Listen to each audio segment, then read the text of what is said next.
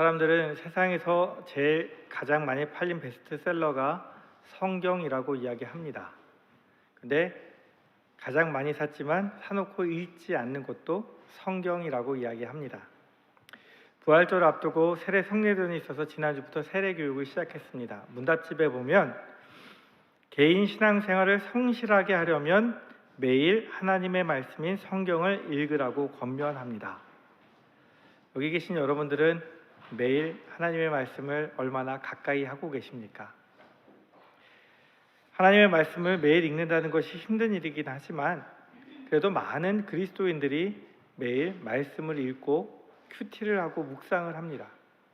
그리고 각자 좋아하는 구절이 있고요, 중요하게 생각하는 성경 구절들도 있습니다.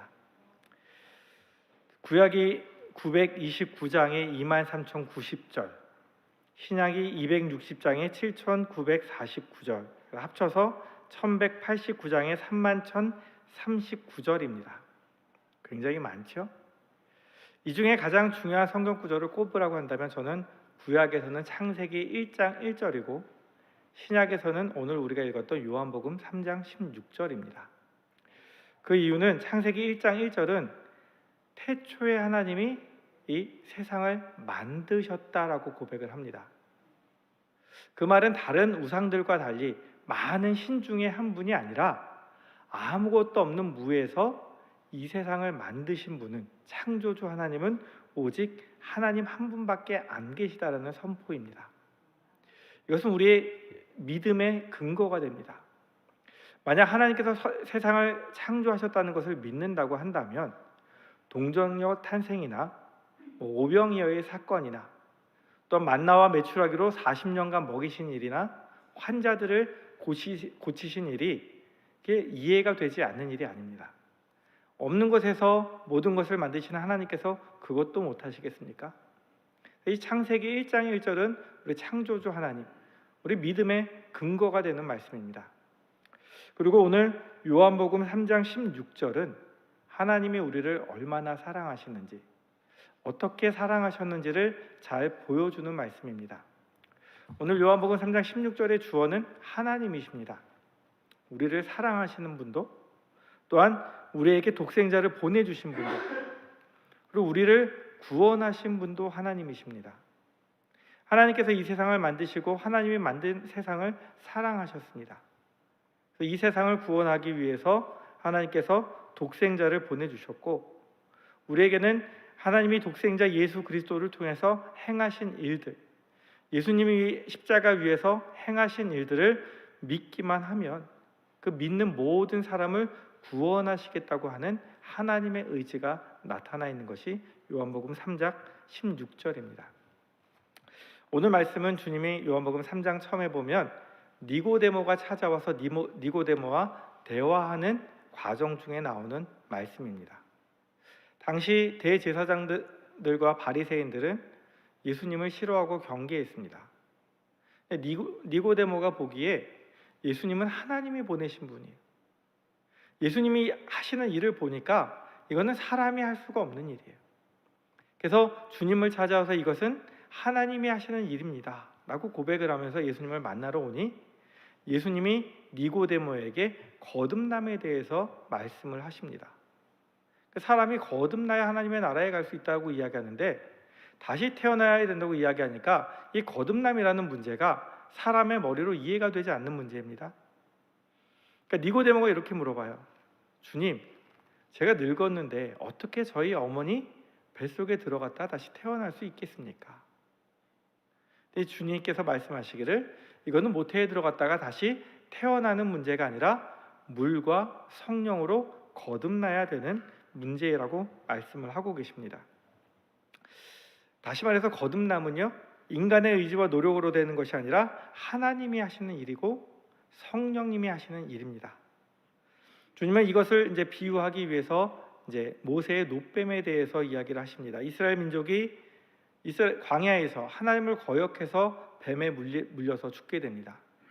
그러니까 하나님의 말씀대로 모세가 놋뱀을 만들어서 장대에 매달아 높이 매달아 놓고 너희가 그 놋뱀을 쳐다보라고 할 때 그 말씀을 순종하고 믿고 바라보는 사람들은 다 살았던 것처럼 이제 인자가 하나님께서 높이 들리실 텐데 십자가 위에 높이 다실 텐데 그것을 바라보고 믿는 사람만이 구원받을 수 있다라고 이야기를 하고 계시는 겁니다. 이것은 내가 눈으로 보았다고 믿을 수 있는 것이 아닙니다.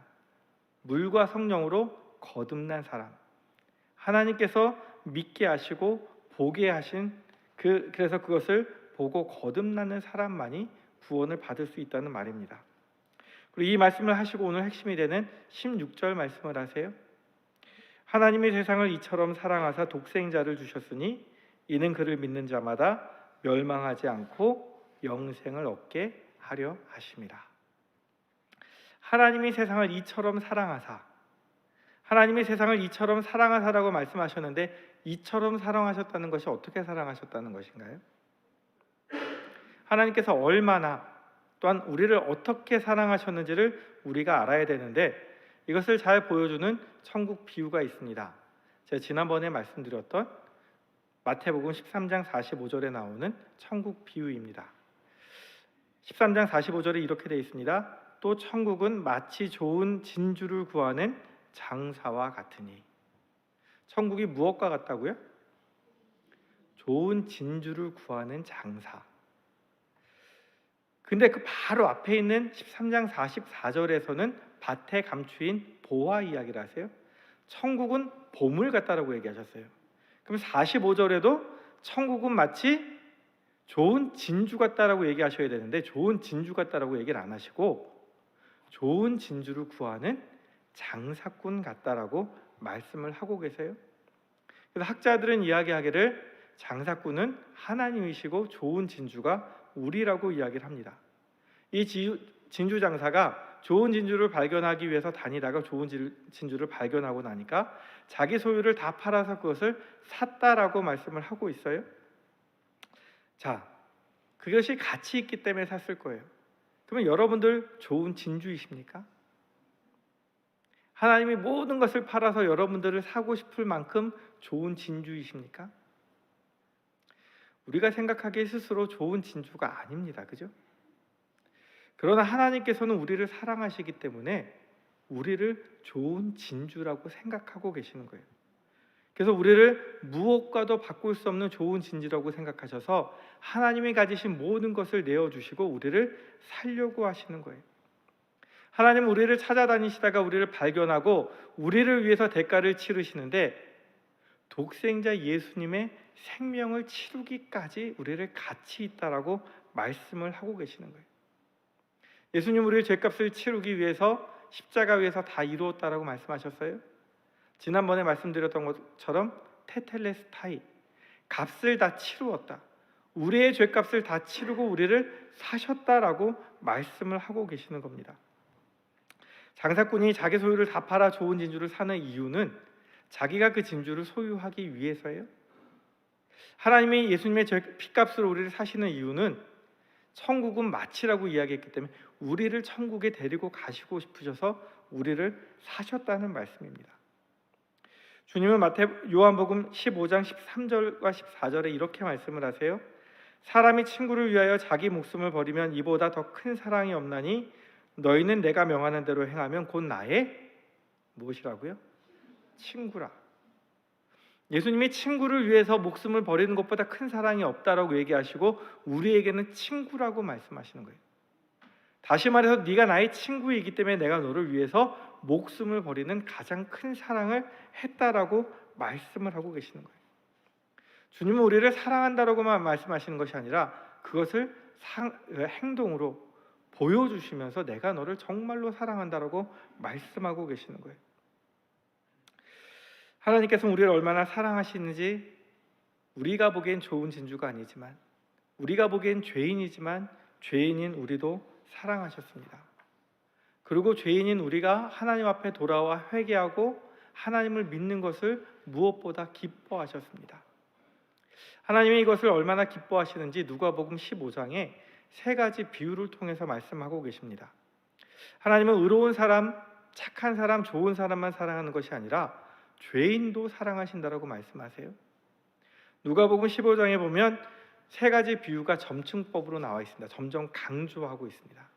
첫 번째 비유는 무엇이냐면 잃은 양을 찾아다니는 목자입니다. 목자에게 양이 100마리가 있는데 한 마리를 잊어버렸습니다. 이 목자가 양을 얼마나 사랑하는지 이 양을 찾아다녀요. 이 양을 다 찾은 다음에 얼마나 기쁜지 친구들을 불러서 잔치를 하면서 내가 기쁘다라고 이야기를 해요. 그리고 7절에 이렇게 말씀하세요. 내가 너희에게 이르노니 이와 같이 누가 회개하면, 죄인 한 사람이 회개하면 하늘에서는 회개할 것 없는 의인 99으로 말미암아 기뻐하는 것보다 더하리라. 죄인 한 사람이 회개하는 것을 하나님이 얼마나 기뻐하시는지를 보여주고 계세요. 그 두 번째 비유는 무엇이냐 하면 결혼식 때 예물로 받은 10개의 드라크마를 가지고 있다가 한 개를 잃어버렸던 여인 이야기입니다. 예물로 받은 것 10개 중에 하나 잃어버렸어요. 찾으시겠어요? 어떻게 하시겠어요? 이 여자는 남편을 굉장히 소중하게 생각했는지 자기 집안을 다 뒤져서 그 하나를 찾으려고 노력하다가 찾고 나니까 얼마나 기쁜지 친구들과 이웃들을 불러서 내가 기쁘다, 이것을 찾았다라고 이야기를 하면서 똑같이 이제 10절에 이렇게 이야기합니다. 내가 너희에게 이르노니 이와 같이 죄인 한 사람이 회개하면 하나님의 사자들 앞에서 기쁨이 되느니라. 하나님은 의인만 사랑하시는 것이 아니라 누구도 사랑하세요? 죄인도 사랑하신다고 얘기하세요. 그리고 마지막으로 세 번째 비유를 하는데 잃어버린 아들, 우리가 말하는 탕자의 비유를 이야기하시는 거예요. 둘째 아들이 아버지에게 재산을 받아서 가출을 합니다. 아버지가 생각하기에 이 아들은 분명히 어디 가서 정신 차리고 제대로 살 아들이 아니에요. 그러니까 이 아들이 걱정되니까 매일 문 밖에 나와서 아들이 언제 망해서 돌아올까 기다리고 계시는 거예요. 아니나 다를까 이 아들이 세상에 나아가서 흥청망청 돈을 쓰다가 다 망하고 거지꼴로 돌아옵니다. 우리가 보기에는 얼마나 괘씸해요. 아버지 밑에서 일 잘 배웠으면 잘 살 텐데 돈 달라고, 어린 녀석이 돈 달라고 그러고 나가더니 거지꼴로 돌아오는 거예요.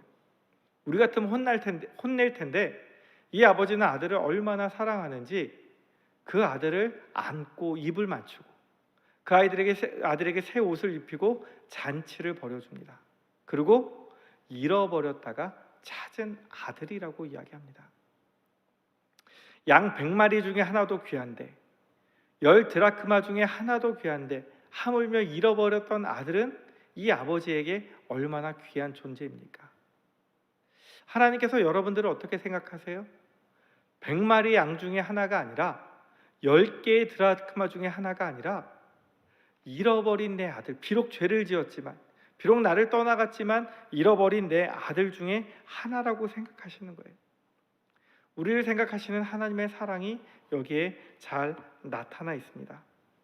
하나님께서는 우리를 얼마나 찾고 싶으신지 예수님 한 분을 내어주심으로 모든 사람을 살릴 수만 있다면, 예수님을 보내주심으로 우리의 죄를 용서하고 나를 얻을 수 있다면 그것을 감당하시는 거예요. 그 슬픔을 감당하시고 하나님의 사랑하는 아들을 우리에게 주신 거예요. 우리를 사랑하시기 때문에 우리가 아직 죄인임에도 불구하고 하나님의 말씀대로 살지 못하고 있음에도 불구하고 아직 하나님의 사랑을 깨닫지 못하고 우리가 방황하고 있음에도 불구하고 우리가 깨닫고 회개하고 돌아오기를 기다리고 계시는 거예요. 하나님이 이처럼 우리를 사랑하셨습니다. 자기 아들을 내어주실 만큼 자기의 모든 것을 주실 만큼 우리를 사랑하신 분이 바로 하나님이셨고 그 하나님이 우리가 회개하고 천국에 가기를 원하고 계시는 거예요. 그 다음에 이처럼 하나님이 우리를 얼마나 사랑하는지 보여주셨다면 이를 믿는 자마다 이렇게 말씀하세요. 이것은 우리를 어떻게 구원하시는지, 어떤 사람을 구원하시는지를 보여주고 계시는 말씀이에요. 하나님께서는 이는 그를 믿는 자마다 멸망하지 않고 영생을 얻게 하려 하심이라 이렇게 말씀하세요. 노뱀을 바라봤던 사람마다 다 나음을 얻고 구원을 받았던 것처럼 이제 예수님을 믿는 자마다, 하나님이 예수님을 통해서 하신 일을 믿는 자마다 물과 성령으로 거듭 자마다 영생을 얻게 하려 하시는 것이 하나님의 목적이라고 말씀하세요. 근데 여기서 중요한 것은 주님을 믿은 자가 얼마나 자격이 있는가 하는 것이 아닙니다. 중요한 것은 내가 열심히 살고 착하게 살았는지가 중요한 것이 아니라 예수님을 믿었다는 그 사실이 중요한 것입니다. 사람들은 이것을 불합리하게 생각합니다. 그래도 구원받으려면 착하게 살아야 되는 거 아니야? 그래도 구원받으려면 교회 열심히 나오고 봉사도 좀 해야 되는 거 아니야? 그리고 우리의 기준을 갖고 이야기하다가 어떤 사람이 평생 죄를 짓고 살다가 마지막 순간이 돼서 저 예수 믿을게요 그러면 되게 기분 나쁘게 쳐다봅니다. 저 사람은 자기 마음대로 살다가 저렇게 구원받아도 되나? 어떤 사람들 중에서는 그런 사람 구원받지 못한다고 이야기하는 사람들도 있습니다. 그러나 하나님은 구원의 조건에 우리의 의를 넣지 않으십니다. 하나님이 하신 일을 믿음으로 받아들였는지를 보고 계시는 겁니다. 이것에 대해서 하나님께서 우리에게 분명하게 말씀하시는데 우리가 잘 아는 성경 구절 두 구절을 읽어드리겠습니다. 로마서 5장 8절입니다. 우리가 아직 죄인 되었을 때에 그리스도께서 우리를 위하여 죽으심으로 하나님께서 우리에 대한 자기의 사랑을 확증하셨느니라. 에베소서 2장 8절과 9절입니다. 너희는 그 은혜에 의하여 믿음으로 말미암아 구원을 받았으니 이것은 너희에게서 난 것이 아니요 하나님의 선물이라. 행위에서 난 것이 아니니 이는 누구든지 자랑하지 못하게 함이라. 하나님이 우리를 사랑하시는 것은 우리가 아직 죄인 되었을 때입니다. 하나님의 사랑을 깨닫지도 못하고 알지도 못할 때 하나님은 이미 우리를 사랑하고 계셨습니다.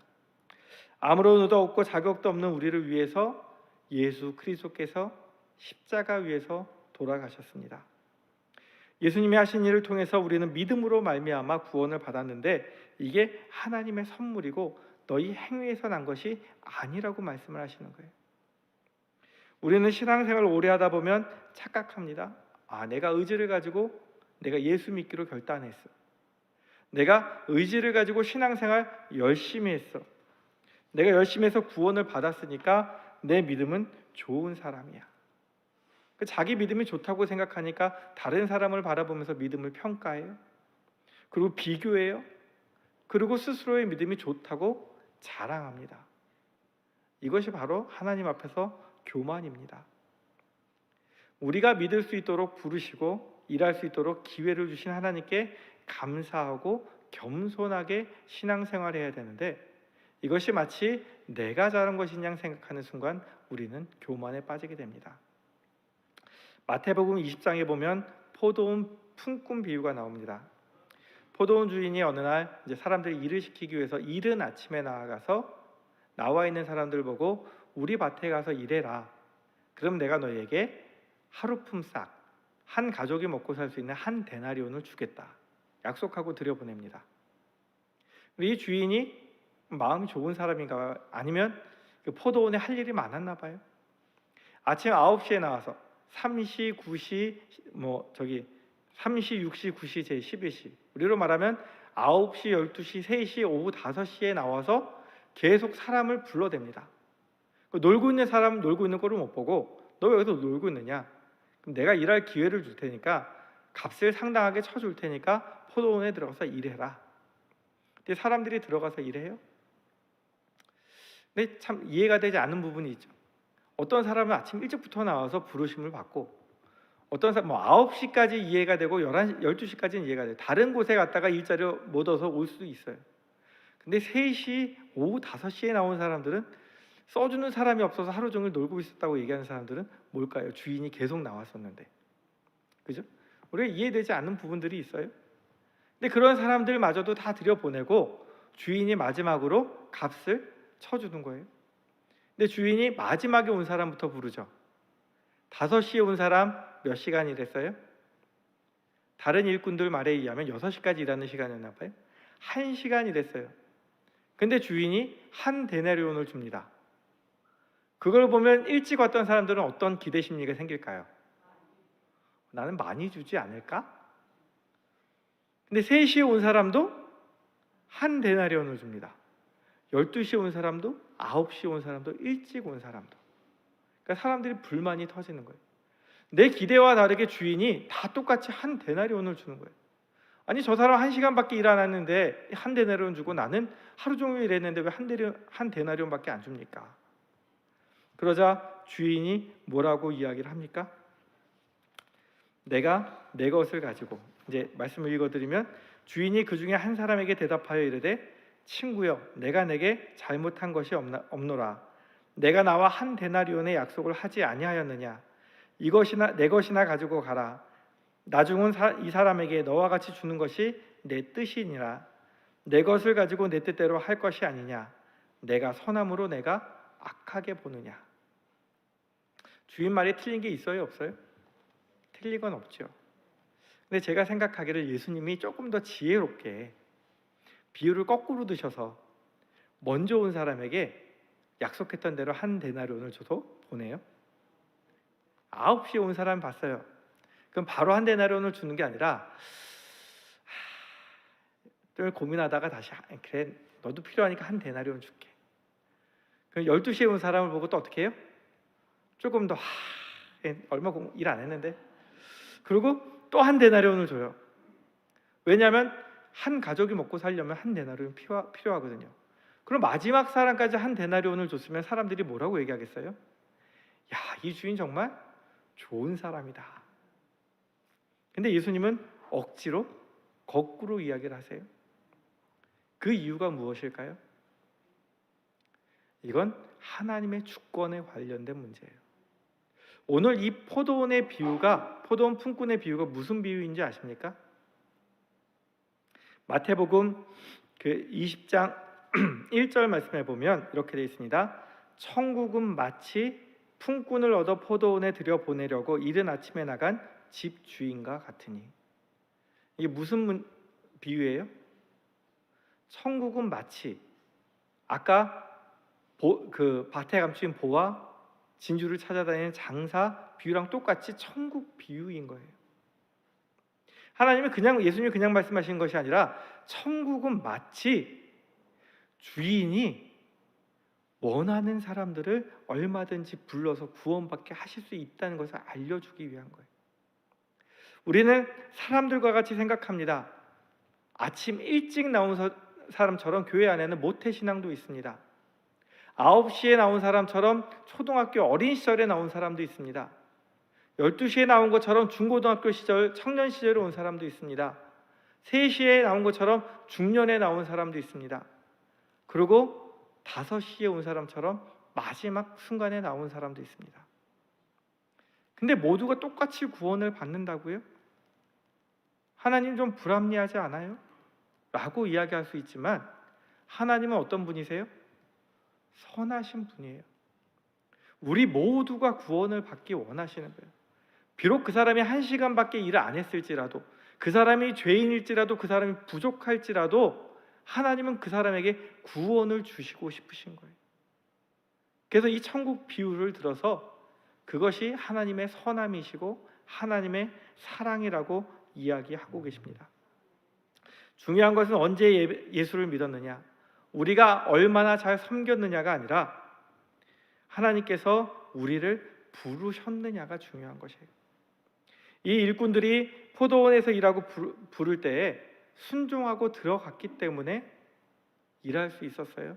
그 삭을 받을 수가 있었습니다.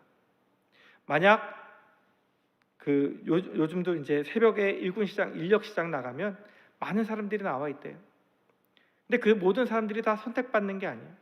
선택받은 사람만 가는 거예요. 만약 그 사람들이 일찍 나와 있어서도 주인이 부르지 않았으면 그들은 일하러 들어갈 수 없었어요. 늦게 온 사람들이 지금 가봐야 돈을 얼마나 주겠어. 차라리 공친 거 쉬고 말지. 이러고 안 갔으면 그 사람은 삭을 받을 수 없었어요. 하나님께서 부르실 때 그 부름에 응답했는지가 가장 중요한 것입니다. 하나님의 말씀에 순종한 것이 그 사람이 구원받을 수 있는 기준이 되는 것입니다. 우리는 이 세상에서 우리의 행위를 보면서 판단합니다. 그러나 하나님께서는 하나님의 기준으로 선을 베푸십니다. 하나님께서는 하나님의 사랑하는 사람들을 위해서 하나님의 것을 모든 사람에게 나눠주고 원하시는 사랑의 하나님이십니다. 사람들은 자기가 얼마나 많은 일을 했는지 생각하지만 하나님 또한 이 천국비에서 중요한 것은 먼저 일할 수 있도록 불러주신 하나님의 은혜를 기억하라고 이야기하고, 늦었다고 생각하는 사람까지도 부르시는 하나님의 사랑에 대해서 기억하라고 말씀하고 계십니다. 십자가에 달린 강도를 생각해 보십시오. 마태복음 27장에 보면 이렇게 되어 있습니다. 이때 예수와 함께 강도들이 십자가에 못 박히니 하나는 우편에 하나는 좌편에 있더라. 지나가는 자들은 자기 머리를 흔들며 예수를 모욕하며 이르되, 성전을 헐고 사흘에 짓는 자여, 내가 만일 하나님의 아들이어든 자기를 구원하고 십자가에서 내려오려 하며, 그가 이스라엘의 왕이로다. 지금 십자가에서 내려올지어다. 그리하면 우리가 믿겠노라. 그가 하나님을 신뢰하니 하나님이 원하시면 이제 그를 구원하실지라. 그의 말이 나는 하나님의 아들이라 하였도다. 사람들이 비우는 것이 예수님이 하나님의 아들이었고 이스라엘의 왕이었다라고 이야기하는 것을 가지고 조롱하며 비웃습니다. 44절에 보면 함께 십자가에 못 박힌 누구도요? 강도들도, 양쪽에 못 박힌 강도 두 사람 다 똑같이 조롱하고 욕했다라는 말입니다. 이 사람들은 평생 죄 짓고 살았어요. 주님을 위해서 한 것도 없어요. 심지어 마지막에 못 박혀서 주님을 조롱하고 욕을 합니다. 근데 누가복음 23장에 보면 한 강도가 예수님을 향해서 끝까지 욕할 때에 다른 한 강도가 회개하고 이렇게 이야기합니다. 우리는 우리 지은 죄에 따라서 마땅히 받는 것이지만 이분은 선하고 의로운 분이시다. 그리고 함께 못 박혀 있다 보니 이분이 정말 하나님의 아들이시고 이스라엘의 왕이라는 것을 깨달았어요. 그래서 비록 부끄럽지만 주님께 이렇게 부탁합니다. 예수여, 당신의 나라에 임하실 때에 나를 기억하소서. 강도는 주님을 위해서 한 일이 아무것도 없었습니다. 심지어 예수님을 조롱하고 욕했습니다. 그러나 마지막 순간에 정말 이분이 하나님의 아들이라는 것을 깨닫고 부끄럽지만 주님께 자기를 부탁할 때에 주님의 대답은 내가 진실로 내게 이르노니 오늘 내가 나와 함께 낙원에 있으리라. 하나님의 사랑은 우리 기준과 다른 것 같습니다. 하나님은 사랑하는 모든 자들에게 은혜를 베풀기 원하시죠. 아무 공로 없지만 하나님께서 예수 그리스도의 십자가를 통해 그 하신 일을 바라보고 믿었다는 것 하나만으로도 하나님은 구원의 근거가 된다라고 말씀하고 계십니다. 이 강도는 어찌 보면 5시에 들어왔던 일꾼은 1시간이라도 일했죠. 이는 아무것도 하지 않았습니다. 평생 죄 가운데 살다가 죽을 인생이었지만 예수 그리스도를 믿는 믿음 하나로 구원을 받았습니다. 하나님이 우리에게 원하시는 것은 단 하나입니다. 하나님의 행하신 일, 예수 그리스도 그 독생자를 통해서 우리에게 베푸신 구원을 나를 위해 하신 일이라고 믿으면, 그것이 믿기만 하면 우리의 과거를 묻지 않고 구원을 선물로 주신다고 말씀하고 계십니다. 누가복음 6장 32절부터 35절에 이렇게 말씀하십니다. 너희가 만일 너희를 사랑하는 자만을 사랑하면 칭찬받을 것이 무엇이냐? 죄인들도 사랑하는 자는 사랑하느니라. 너희가 만일 선대하는 자만을 선대하면 칭찬받을 것이 무엇이냐? 죄인들도 이렇게 하느니라. 너희가 받기를 바라고 사람들에게 꾸어주면 칭찬받을 것이 무엇이냐? 죄인들도 그만큼 받고자 하여 죄인에게 꾸어주느니라. 오직 너희 원수를 사랑하고 선대하며 아무것도 바라지 말고 꾸어주라. 그리하면 너희 상이 클 것이요 또 지극히 높으신 이의 아들이 되리니 그는 은혜를 모르는 자와 악한 자에게도 인자하시니라. 우리는요, 악해서 나를 사랑하는 사람만 사랑합니다. 나에게 잘해주는 사람만 잘해주고 싶어 합니다. 그러나 하나님은 그렇게 말씀하시지 않으십니다. 우리에게 잘해주고 나를 사랑하는 사람만 사랑한다고 이야기하지 않으세요? 은혜를 모르는 자, 악한 자에게도 인자를 베푸신다고 말씀하세요. 그리고 우리에게도 원수를 사랑하라고 말씀하고 계시는 겁니다. 하나님은 하나님을 사랑하고 섬기는 자만이 아니라 하나님을 멀리했던 사람도, 하나님을 무시했던 사람도, 심지어 하나님을 대적하고 욕했던 사람도 하나님 사랑 깨닫고 회개하게만 하면 구원하신다고 말씀하고 계십니다. 은혜를 몰랐던 사람도, 죄악을 지었던 사람도 인자하신 하나님 앞에서는 다 용서받아야 되고 사랑받아야 될 하나님의 자녀입니다. 오늘 말씀을 통해서 하나님 우리에게 이렇게 말씀하십니다. 하나님이 세상을 이처럼 독생자 예수님의 생명을 주실 정도로 우리를 사랑하셨다.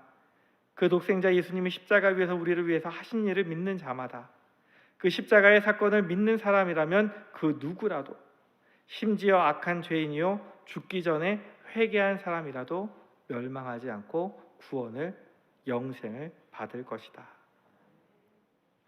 요한복음 3장 16절에 나타난 복음은 하나님의 사랑입니다. 우리를 사랑하시기에 모든 것을 내어주셨고 대가 없이 그 사랑을 모든 사람들에게 베풀어 주시는 사랑, 복음은 하나님의 사랑인 줄 믿습니다. 모든 사람에게 차별 없이 주시는 하나님의 사랑에 감사하면서 그 사랑을 우리 가족과 이웃들에게 전파하는 복음의 사람이 되시기 바랍니다. 하나님께서 우리를 통해서 그 사람들도 구원받기를 원하고 계십니다. 기도하겠습니다. 하나님 아버지, 사순절을 보내며 독생자 예수 그리스도를 보내주신 하나님의 사랑을 기억합니다. 죄인이라 사랑받을 자격이 없던 우리를 먼저 사랑하여 주시고 하나님의 은혜 가운데 불러주시니 감사합니다. 독생자 예수님의 생명까지 주신 하나님의 사랑을 기억하며 감사하는 자가 되게 하시고 믿는 자는 누구든지 구원하시기 원하시는 하나님의 마음을 기억하며 하나님의 사랑과 복음을 전하는 자로 살게 하여 주옵소서. 먼저 믿은 것을 자랑하기보다 먼저 믿을 수 있도록 불러주신 은혜에 감사하며 더욱 겸손히 사랑으로 섬기게 하여 주옵소서. 예수님의 이름으로 기도드립니다. 아멘.